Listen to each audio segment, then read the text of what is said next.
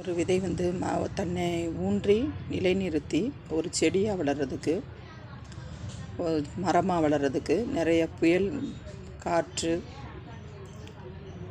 வெயில் எல்லாத்தையுமே தாங்கி தன்னை ஊன்றி ஒரு மரமாக்கிறதுக்கு நிறைய போராட வேண்டியிருக்கு.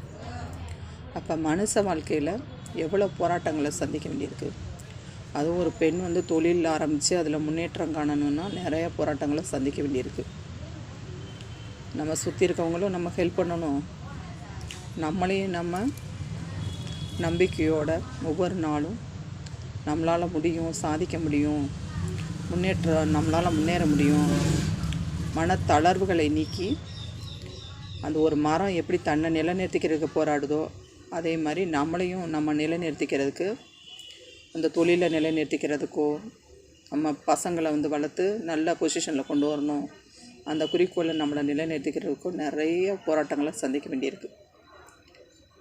நீங்களும் நம்பிக்கையோடு போராடுங்க.